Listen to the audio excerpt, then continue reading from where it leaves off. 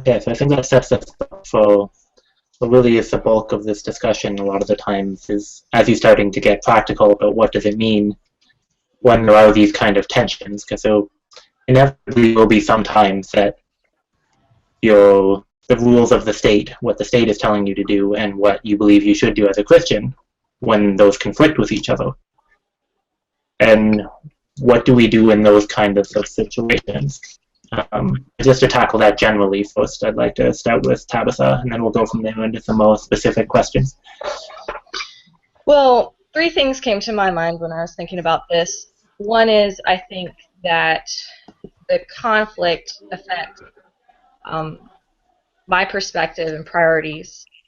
I don't think that God's priorities are, or in the case of America, for America's security or America's financial stability. So obviously, as a citizen of the Kingdom of God, I'm going to have different issues that I'm concerned about. Secondly, I think that it affects how much I trust the government. I think that, again, I can't count on the government to save the world or to satisfy our deepest needs, or to fix our problems. And thirdly is obvious. I think at times this may mean that I have to disobey the government if it goes against my Bible. It goes against the Bible or my conscience. So can I just clarify that again? Did you say if you disobey your government, you would be going against the Bible? Sorry. No. I may need to disobey the government if it goes against. Okay. Right. Okay, if nobody has any comments on that generally, I think specifically we should look at when it comes into the laws of our government, like how do we approach being bound by these laws that are enforced through violence, or threat of violence at times. And this can set up topics like civil disobedience as well, which Drew hinted towards earlier. So I'd like to go back to you, Drew. How do you, as a Christian, think about the laws of the land? Yeah, I mean, I can't not think about it in terms of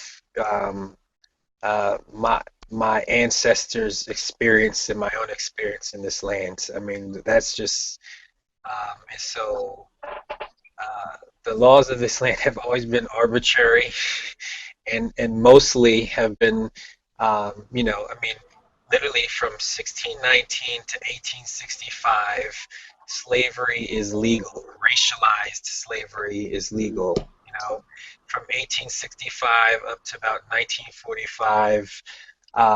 You have neo-slavery, you have the convict leasing system, which people are pretty much up to like anywhere between 100 to 200,000. There's estimates, and people are not exactly sure, but at least at the minimum 100,000 African Americans are pretty much legally put back into slavery, basically. 5,000 people are lynched after slavery, right? All mostly through the 20th century, right? Nobody's ever convicted. I mean, we're talking about legalized segregation, inferior school systems, laws. I mean, there was white terrorism constantly all throughout the 20th century, and there were no laws to protect black people, but there were laws that were continually punishing black bodies.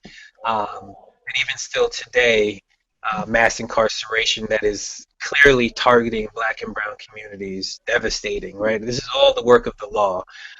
So there's no, I mean, there's no doubt or question in my mind that the law at times is evil. I'll call it that, evil, and that it has to be resisted, and that at times we've got to follow Jesus, the same Jesus that, you know, in the Gospel of Luke, all throughout, it says that he's heading towards Jerusalem, and then he gets there, and it's a conflict with the establishment, and he's flipping tables. He calls them a den of robbers, right? He's just a horde of thieves here, right? This big mess. And then after that, it's a temple takeover, right? These are the authorities.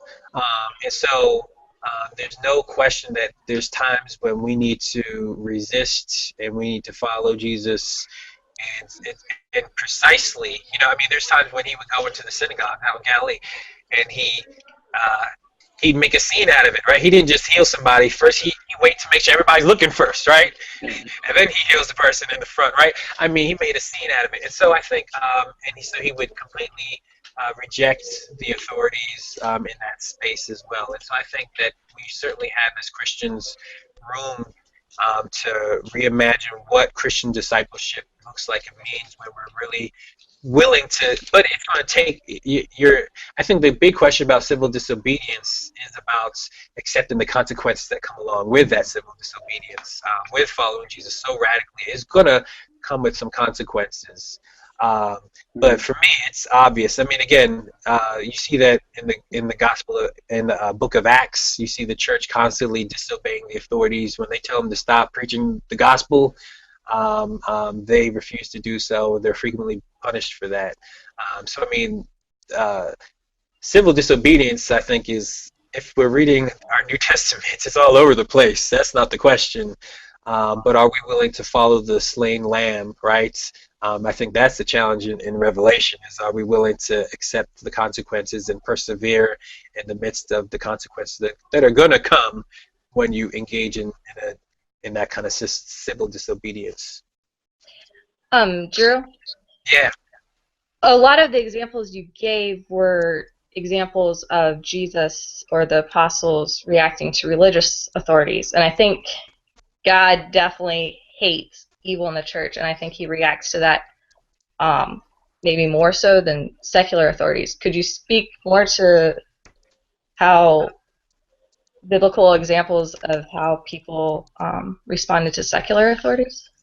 Yeah, I mean, so I think the gospel, I mean, so again, Revelation, I mean, I think that is completely focusing on, again, a secular evil empire, right?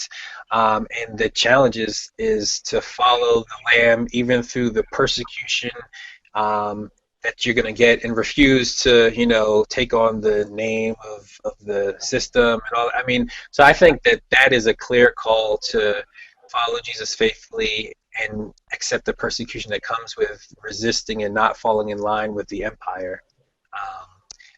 I think that's one example. But again, if we go back to even the example that I gave with Luke 13, I think, I mean, Herod wants to shut Jesus down because Jesus his presence in Galilee is a threat, and he's galvanizing people and heading towards Jerusalem. This is a movement that's taken place, and it's a subversive movement, and he's not falling in line with what Rome would want Jews to be doing, right? And Herod is the puppet king over the area, and he's supposed to keep everybody in line for Rome, and Jesus is not falling in line. It's not violently he's doing it, but he's disruptive. He's a threat in that region. Absolutely. Thanks. Yeah. I would also like to input on your question, Tabitha. That of course there were Gentile rulers and Jewish rulers, but not really secular authorities in this time. And when the Sanhedrin, the Jewish council, for example, arrest the apostles, they are acting as a political entity as much as a religious entity.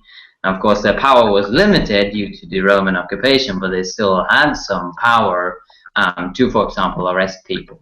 And I wrote a song once called "God is a Criminal," and I remember getting a very angry comment on my blog, who told me that you cannot call God such a horrible thing as a criminal, that's disgraceful of his loving character and so on.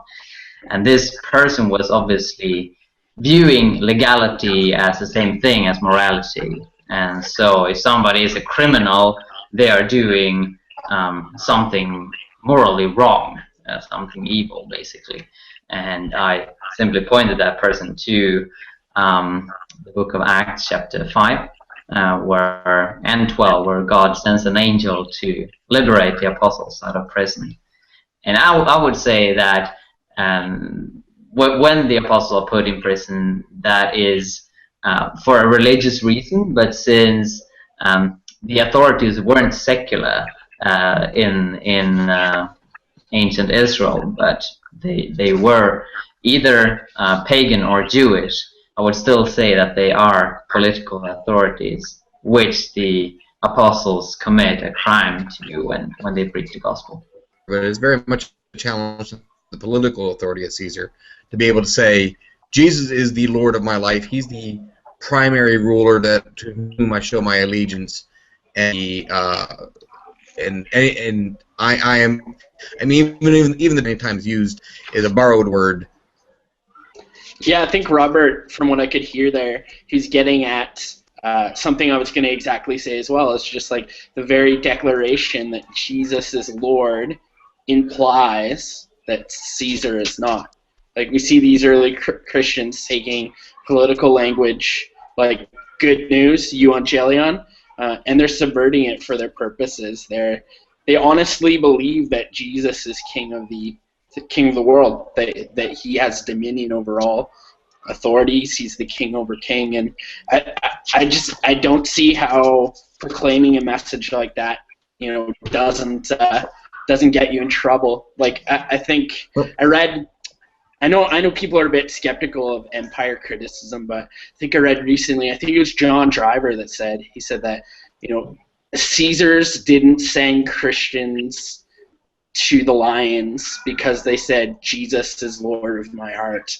He sent them to the lions because Jesus is Lord of lords, right? Like, you can't say that in a first century context and think you're not already immediately proclaiming something quite profound, something quite subversive, something that's going to get your head chopped off, right? Like, especially as we see a development of the Caesar worship, as we see Caesar elevated as a deity in a sense. I mean, there we have Jesus opposing such a structure. So ultimately, I mean, the religious language and the political language will cross, as Michael was saying there, but I do find it problematic to not proclaim that Jesus is Lord, by saying that it's not a political statement, that it's not something that will get you in a bit of trouble. I mean, I think what's interesting about the early church, and even in the New Testament, is I think you get a sense, if you really think about the time and what's going on and everything in the history, like, it is so subversive that they're constantly trying to tone people down. I mean, like, oh, let's be peaceful. It's so revolutionary that they've got to convince people, like, let's not use our freedom for everything and just subvert everything because we've got to win people over for Jesus, right? And so, I mean, there's this constant sense in which the implication of it is so radical that they've got to also, but let's not forget that we have a mission here as well, so we can't just go on out and just subvert everything. And, I mean, I think that, and throughout the early church, the first few hundred years, I mean, they're refusing, like you said, they're not engaging in the imperial cults. They're not engaging in the army, and when they are, the teaching clearly was that they shouldn't have been. And so, I mean, I think that there's a clear sense in which it was extremely subversive, and part of the reason why the early church, especially very early, they began to be very quiet and underground about what they were doing in their Christian communities, because their communities always had this kind of smell of subversiveness, right? And people didn't trust them. People just didn't trust them. I know some of what we're trying to talk about here is, what about civil disobedience? And I think that we have to qualify that too. Like, what kind of civil disobedience, right? Like, even in my own reading of Romans 13, I think we need to qualify what Paul means by rebellion and submission, right?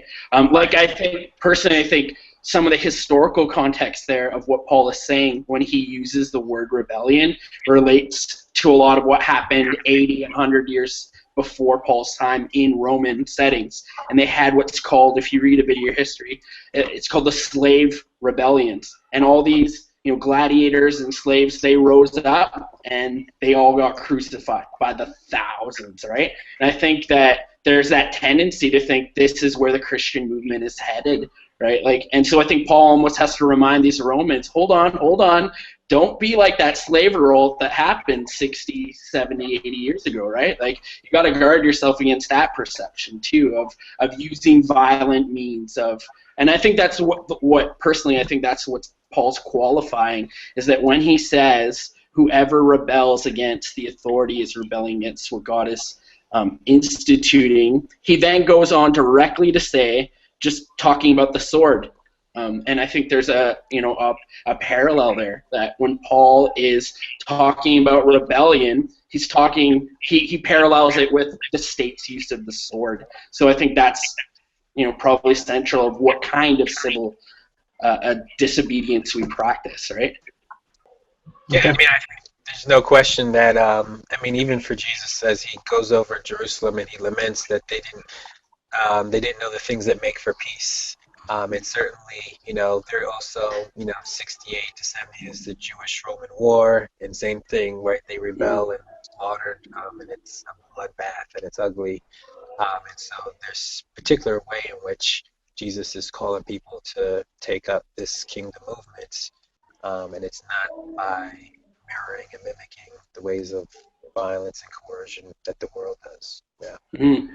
Yeah, because for Paul, it's not rebellion to live in love, right? How we were talking earlier about how Anabaptists, we particularly pay attention to Romans 12, right? Well, Paul's not going to think that living like that is rebellion.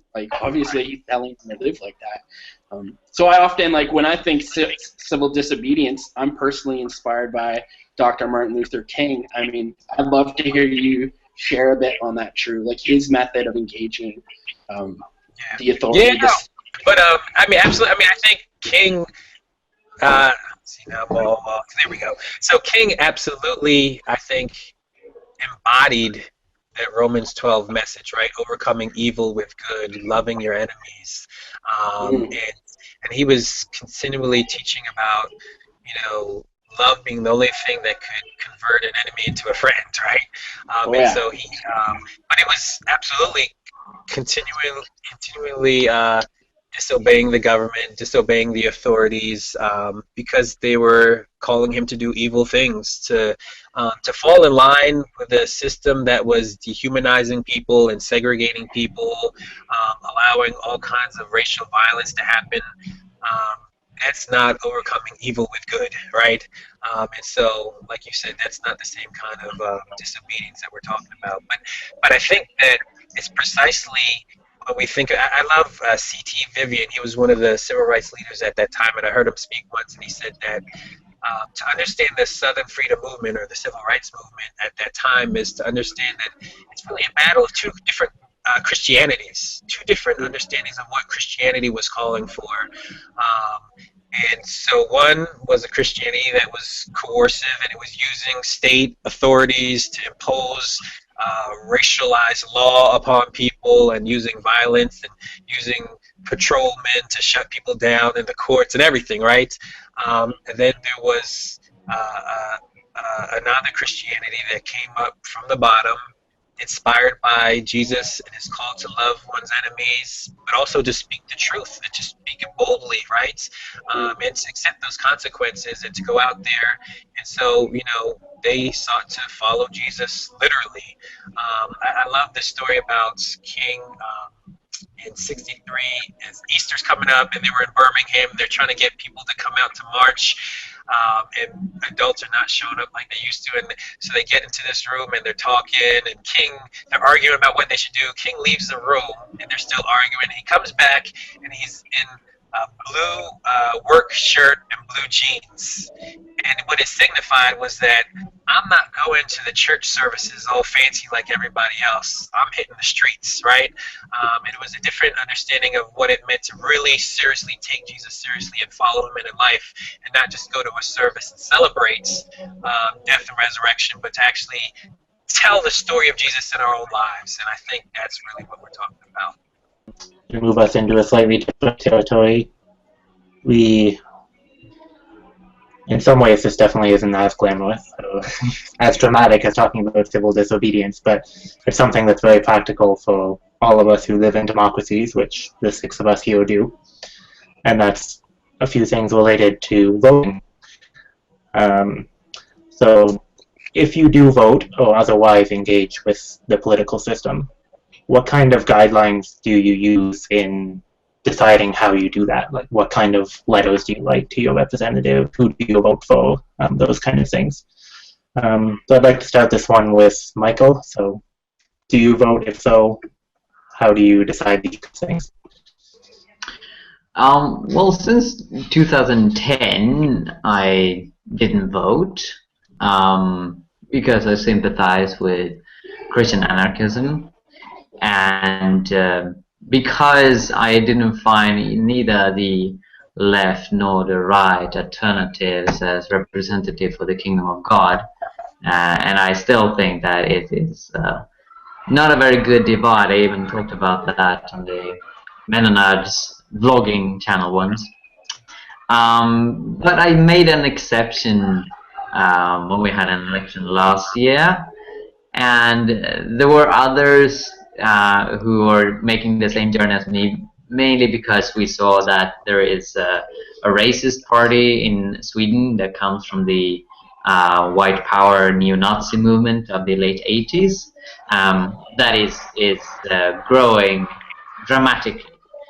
So then I picked an alternative which I thought sort of represents my views when it comes to some core issues, specifically when it comes to the environment, justice, aid, and so on. And this party made it into the government and had to make huge compromises. I mean, it's ridiculous. They cut aid levels, they don't work for environmental policy, and so on. So quite immediately I regretted this decision. I've read about early Pentecostalism. There's a really excellent book that I can recommend called Pentecostals and Nonviolence. And among the early Pentecostals, there was a tendency not to want to vote for pacifist reasons. They wanted to not influence the political system. And I know that there are several Anabaptists who have also chosen the same path, particularly Amish, I think. And again, I think this is complex, mainly because this wasn't an issue in biblical times. It wasn't an issue among the early Christians, among the early Anabaptists, because they were living in dictatorships. So now I reached the conclusion that I don't think it necessarily is wrong to vote, but we should always be very careful and suspicious about the political system. It is really important, I think, to primarily change society and primarily spread the kingdom of God through civil society, through what we do in the church, and through activism and prophetically trying to impact politicians, because obviously, as I think Robert mentioned initially, maybe it was Paul, to view politics as just voting every 4th or 5th year is, of course, very narrow, and that particular action does not really change that much. Okay. If you had asked me, say, 10 years ago about political involvement and voting and such like that, I would have said, yeah, definitely, you need to go out and vote, you need to make your voice heard, you need to make a difference in your local government and your state government by casting your ballot. Call me a cynic, but I don't think that's necessarily the case anymore. Maybe at one point in time in the history of the United States political system, we could say that every vote counts, and that when we bring in a leader, whether it's a local leader or a national leader into our government system, that they will do what they say that they will do. I've become very, very cynical about the American political system in recent years, and I have very little confidence anymore that when I Even if the off chance that a candidate has a platform that I can agree with very strongly, it just doesn't seem effective.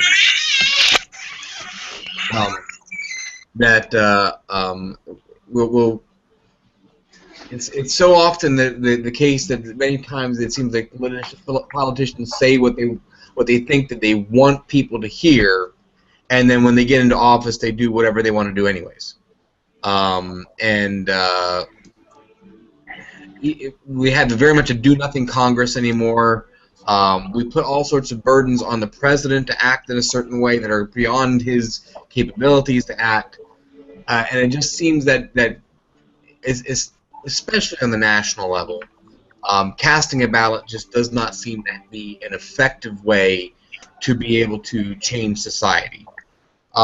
Maybe local elections, like we just recently had local elections here in Pennsylvania for things like school board and sheriff and controller and things like that for counties and things.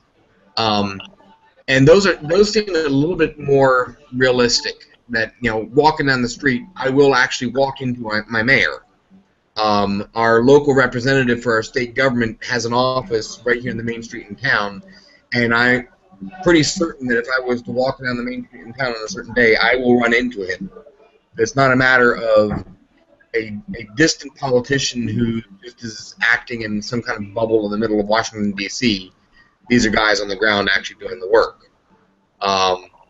So I'm not going to necessarily say don't vote, but my criteria for voting is very, very strict. I need to be able to cast a ballot for somebody and basically say that by doing so, I am not ultimately compromising my ideals and principles.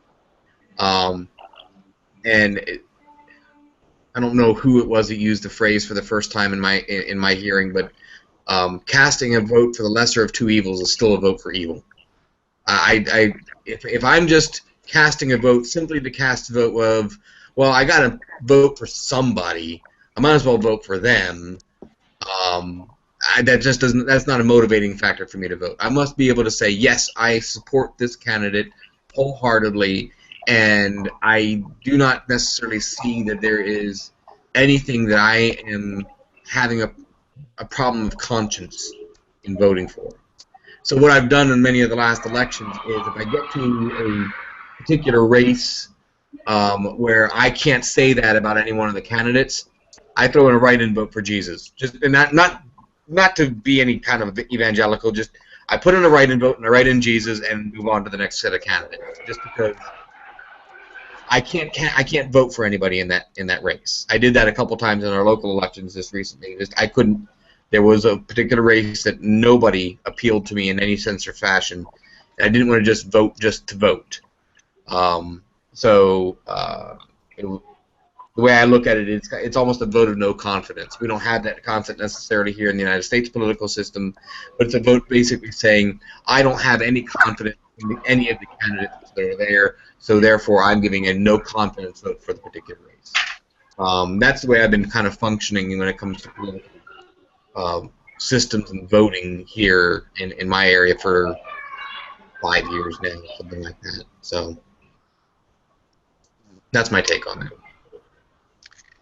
So for me, I mean, I think on one hand, I share my low expectations that I have that Robert has, but I think I also have a bar for voting. Also, I don't think I have such a high bar for why I would or would not vote. And part of it is because I have low expectations. I think my fundamental responsibility is my prophetic task. And not necessarily voting in terms of some life-changing thing. But I don't want to downplay voting. And I think you talk to black folk, you talk to Hispanics right now, you talk to different groups on the margins, and they'll tell you that you can find some relief. Even if, look, we're not expecting freedom and justice to roll down like waters from the government. But different times, you know what, if you say Ronald Reagan in my neighborhood, it's like a curse word. You know why? Because those were horrible times for black folk. People, you can go just about anywhere in Philly, you say Ronald Reagan, people get on their back, right? Because it was hard times for black folk. And maybe he was a symbol of some other larger stuff, but I'm just saying, like, there times within different moments, things change. And so I think that certainly, I think actual relief, even if it's minor, what might seem like nothing to some folks can be actually pretty significant in the eyes of everyday folks as well. So for me, my voting, if I vote, when I vote, how I vote, it's about trying to figure out how I can be in solidarity with other oppressed people. I feel like Jesus lived his life constantly attuned to those who are on the margins and those who are outcast in society. He paid attention to women in his life, to the Samaritans, again, over and over again, to the lepers, those who are out. And I feel like if I'm going to be voting, I want to do so in solidarity with those who are being crushed most by our society. Not that I necessarily think, like, so, I'll give an example. I voted for Obama, but almost immediately, I was almost the first person being critical of it, right? And I probably differed from a lot of black folk. Like, some black folk didn't like people critiquing Obama, right? People got really upset at Cornel West for critiquing Obama. And I was like, yeah, go ahead, Cornel West, you know, because I think we have to understand our prophetic task as the church, right? So while I can quickly vote for Obama on one hand, I will just as quickly turn around and critique him like he's Pharaoh, you know, and I have no problem doing so. So I think the question is not getting lost and caught up in the partisanship and all that stuff and putting our hopes in people. But for me, I have no problem voting and thinking like, they're a politician. I'm going to treat them like a politician, right? And I'm going to call them out, and I'm going to shine light on them if I think they're doing wrong. And I think that's what needs to be the church as well, is to keep that prophetic task. But anyway, I think at the least, I would say this, though, that, like, I have lots of good friends, dear friends, most of them anarchist Christians who choose not to vote at all. I respect their decision to do so. I think some of them are more faithfully politically engaged in other ways than most Christians are. So I've learned a lot from some of my friends in that sense. But I also do believe there are, even if it's minor, there are real relief from our vote of really being national. I think about how do these various things impact oppressed people. Tabitha, did you want to go before I do? Well, I don't know that I have that much to add. I'm cynical as well. And Robert's comments, I don't know how many times I have compared voting to choosing between the lesser of two evils, so that's definitely something I'll have to consider.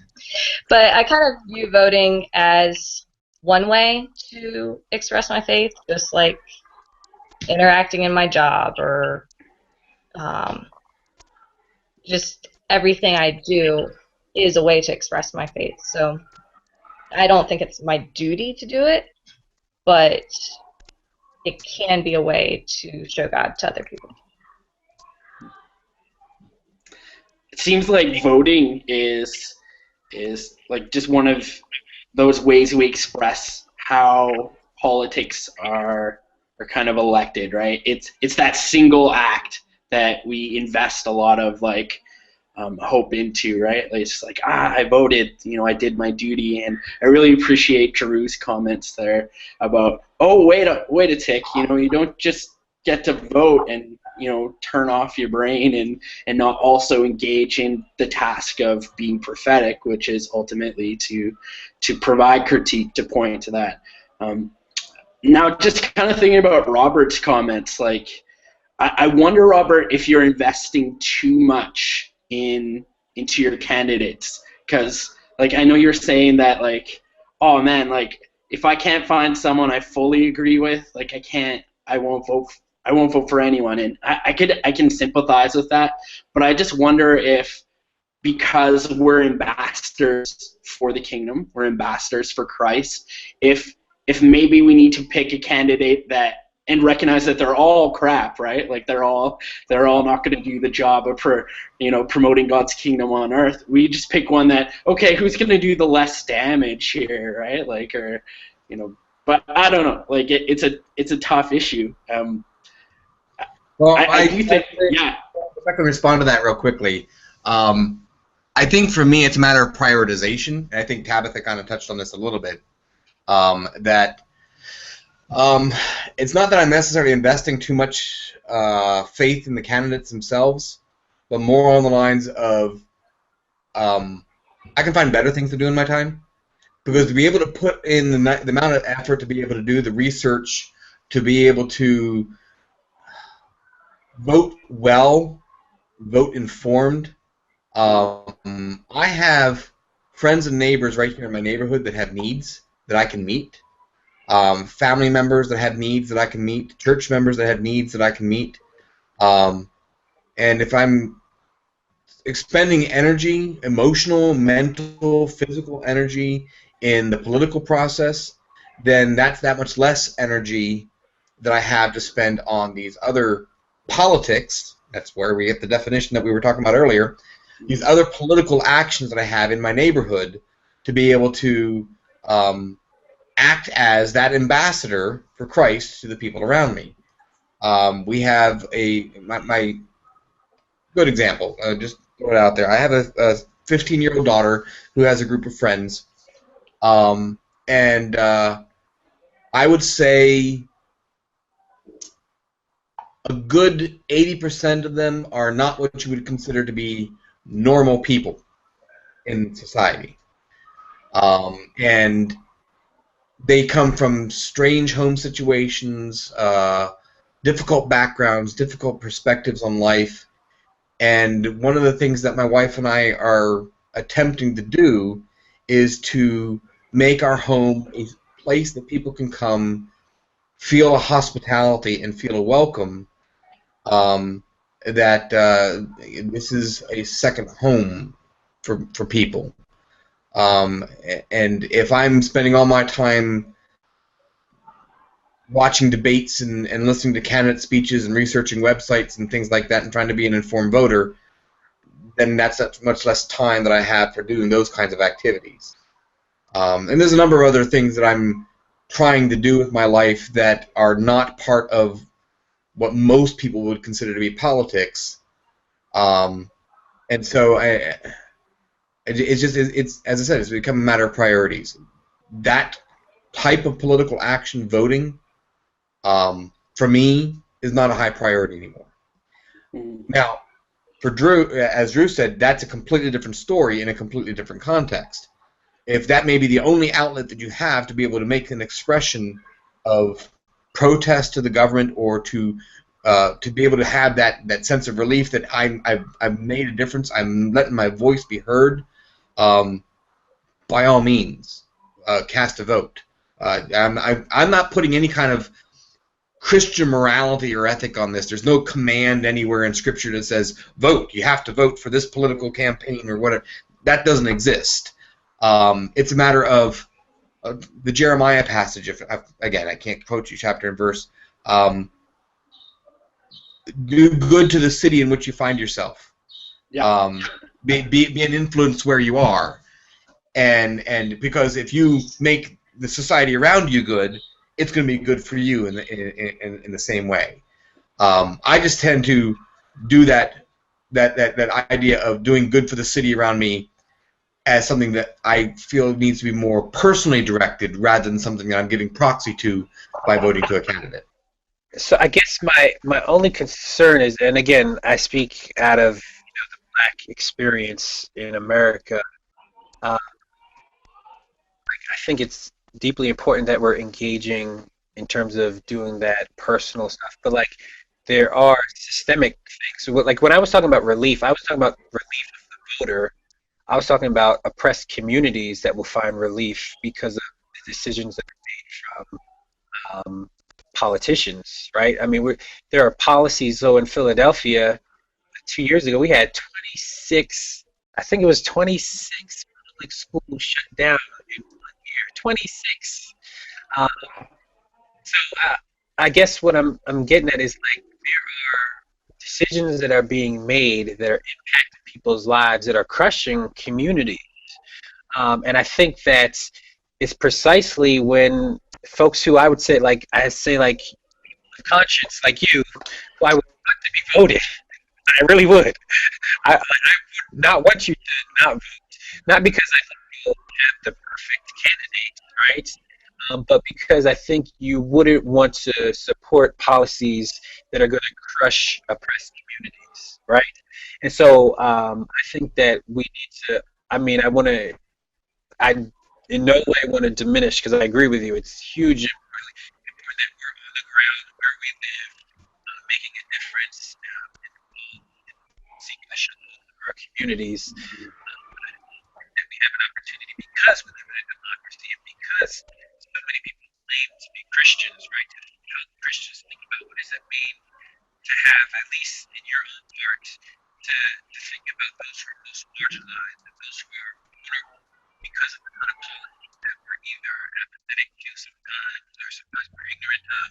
And I think when we come into solidarity with oppressed communities and allow those stories, maybe it's less about spending so much time researching and listening to debates, and it's more just taking the counterintuitive position of trusting the movements of oppressed communities that are saying, hey, we're working toward this, will you join us, right?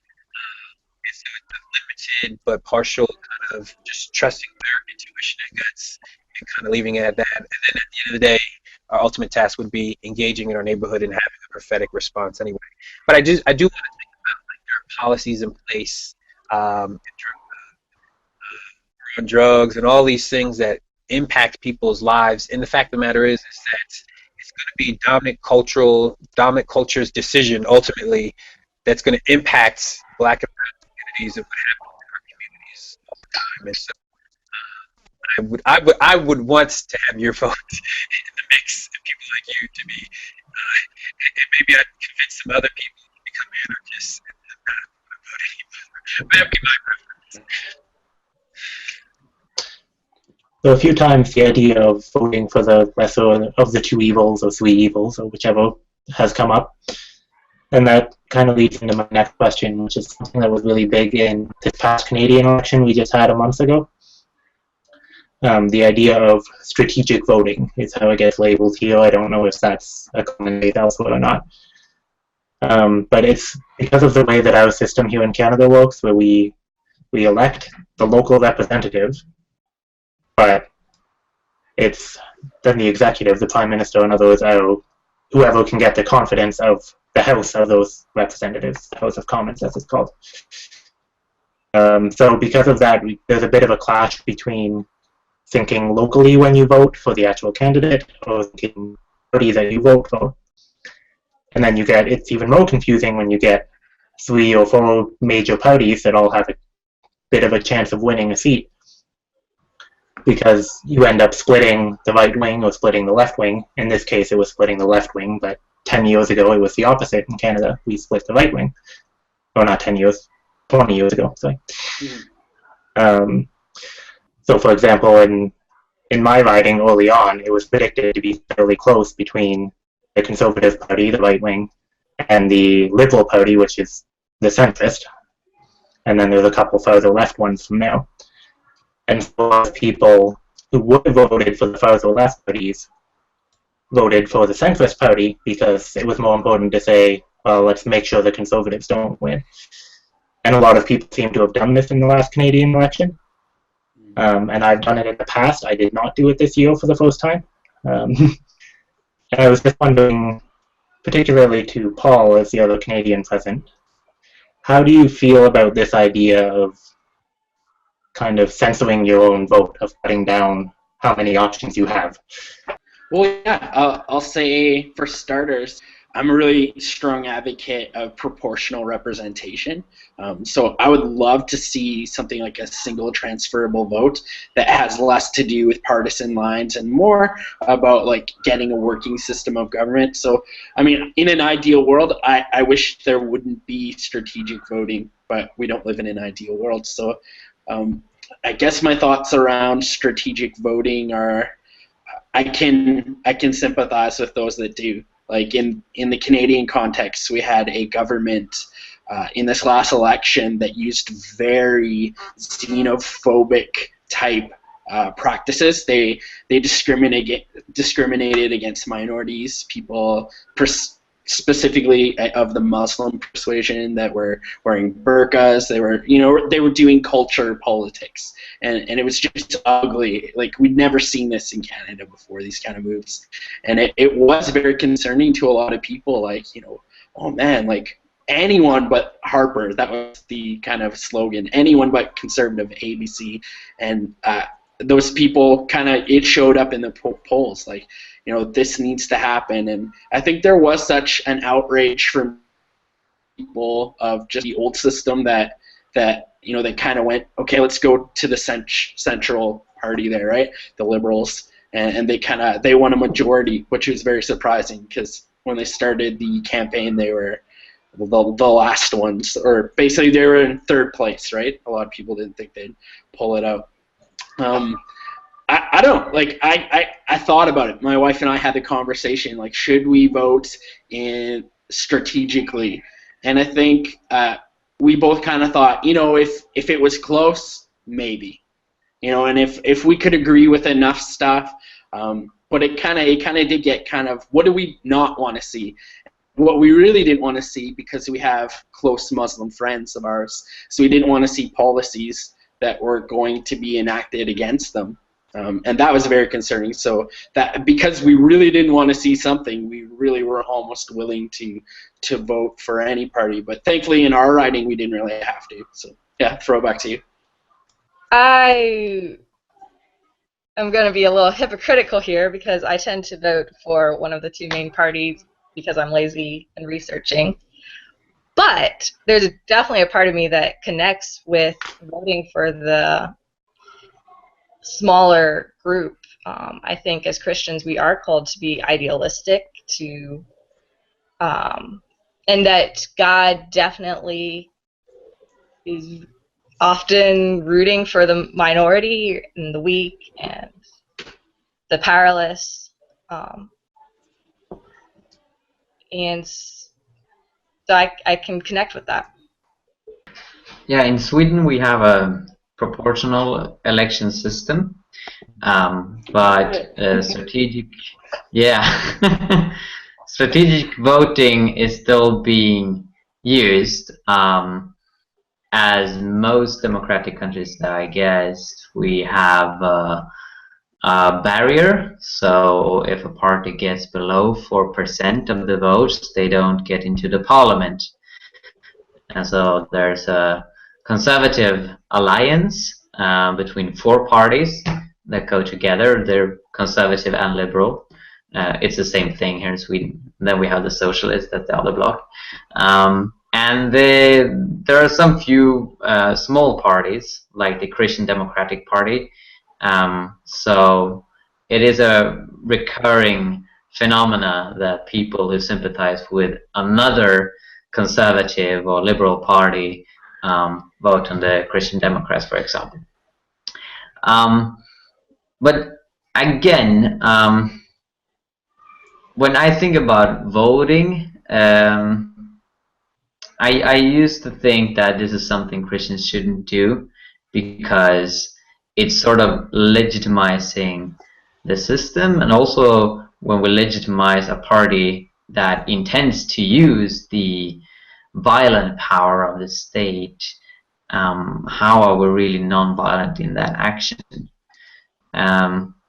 So that has, for the most part, been my view. And as I mentioned, last election, I was sort of torn between that view and the view that voting is sort of similar to the activism that I do otherwise, which is based on the prophetic ministry of not just speaking words directly from God, but also realizing what God's will is due to Bible study and so forth to impact politicians, as the Old Testament prophets did.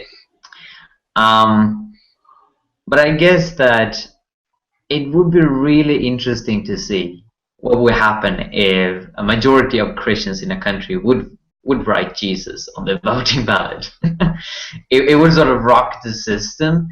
And I think what's interesting with democracies is that the leadership really is very listening to what the media says and what the media claims that the public wants. And there is also, to a varying degree, power behind the scenes and all that. But I think here in Sweden, at least, we have at the moment a government which is, I would say, they're quite insecure in themselves, and so they listen a lot to what people want and change their mind quickly and so on. And I guess the idea with democracy is that the policies should reflect what the people want, and if we really want a transformation in society, we have to work with evangelism, and we have to work with how people think and what people value and so on. So from that perspective, I don't think that when I do activism and when I try to impact society, my focus is not on what people vote, and my focus is not on what I will vote or if I will vote. And I think in the next election I won't vote because my experience wasn't that good of it. And that sort of strips the discussion from my point of strategic voting. I would rather say strategic activism and the role of compromises there. And I think that the role of compromises when it comes to activism and trying to impact what people think, what people want, and how people view other human beings, it should be not guided by compromise. It should be guided by morals, by the New Testament teaching, by what Jesus has learned us. And I think the focus has to be evangelism, really, because people who don't want to follow Jesus will always, I think, find his teaching very challenging. But as we continue to evangelize, continue to lead people to the kingdom of God, I think society will get progressively better. And that should always be the primary strategy that we use to change society. Just want to note something, a comment I got in an email. I'm not going to read the whole thing. One of our other MennoNerds authors for our blog, although he's not been very active lately, made a comment of our position seemed to be very much pragmatic in our decision making when it comes to voting versus principled, and it raises an interesting question about how far are we willing to violate our principles in order to maintain pragmatism of being able to vote strategically or vote for particular issues above other issues, those kinds of things. I mean, a good example for me in that idea of principle versus pragmatism, I would want to make sure that I vote for a candidate who has the interests of the poor and the oppressed minorities in mind. But if that same candidate is also advocating for increased elective abortions and increased military spending and increased military action across the globe, which one of my principles do I hold to, and which one do I sacrifice in order to vote for that particular candidate? Both sets of principles are near and dear to me. I don't want to continue to advocate for continued military violence and definitely anti-life policies of our government. And on those perspectives, but I do want to be able to vote for a candidate that will pay more attention to the least of these in our society. How can I cast a vote for a candidate if I'm violating half of my principles in the process? Again, that's where I come from when it comes to the idea of voting for the lesser of two evils.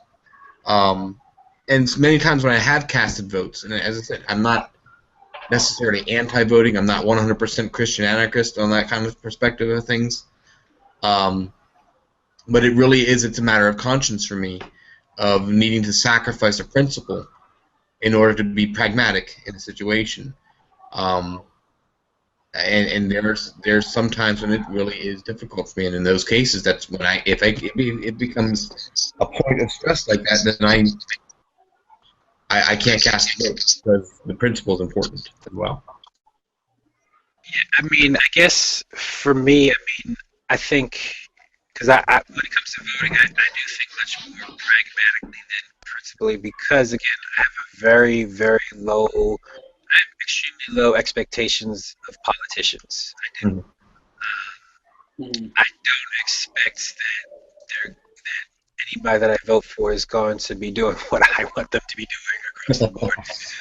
I think you and I are in agreement on that. You know, so I mean, I vote for Obama, and you know, he's just as militaristic as everybody else, and yeah, so I mean, like, that's just a part of the thing. I guess, you know, that's a part of, for me, and that's probably one of the reasons why I don't even use the term pacifism, right? Like, for me, I think it's a principle. I think peacemaking is much more messy on the ground when you're actually engaged in peacemaking. Pacifism, like, how do you I've never known really what that means. I mean, I'm a scholar, I do peace. I don't know what that means, because we're always involved. We're dropped right in the mess of all the violence and the systems and the ugliness of our worlds, and it's just messy. It is. But peacemaking is to jump in the mix of it, all of it anyway, and still nonetheless strive for shalom, even though it's going to be ugly and messy. I don't hold myself accountable. So if I vote for Obama, I don't feel like I'm accountable for every decision that he makes going forward. I feel like he is number one. He's in the seat of empire, and he's in the flow of empire, and those are strong forces, right? I'm not accountable. I can vote for what I think. I mean, at the end of the day, anybody that we vote for can do horrific things. I could vote for Donald Trump and be surprised, and maybe he'll do some amazing things. No. I doubt it. But I'm just saying, like, And that's why I turn up the line. we have no control over this, right? We have, but we just, and it's not, for me, it's not just some deep sacred act either. I think so to your point, when you were talking about what you do on the ground, Robert, like, for me, that's the sacred act, right? Is that daily discipleship. But for voting, but I do think, nonetheless, that it can make difference in terms of, like, even in Scripture, when you think about, like, Daniel in exile, right? Like, one king's got him thrown in the furnace, another one to the lions. But you know what? A little later, you know, the situation changes, new authorities, and they're getting permission to go back and to rebuild, right? So, I mean, like, the atmosphere can change depending on who you're living under. And not necessarily that they're godly and that everything is shalom now, no, but I think but not to dismiss that those things can happen. And so, jump back to pragmatism when it comes to voting, because I have a very low, this is not my holy moments. I think, speaking prophetically, I think there's not room for pragmatism there, right? For speaking the truth boldly in society, I don't think we can be pragmatic about that. About declaring that Jesus is Lord, I don't think we can be pragmatic about that. But when it comes to voting, I am very much pragmatic, and I'm not as much concerned about staying pure and thinking that some candidate's gonna. I know there will never be a candidate that I think is gonna, in some way or other, go horribly against some of my deep convictions. I just know they will. I know that from the outset. And I'm okay with it, because I don't think I'm not the one making those decisions. I'm not, and ultimately, they're accountable before God, and we can try to hold them accountable and challenge them to not do those things nonetheless, and which I think is, again, another role of the church.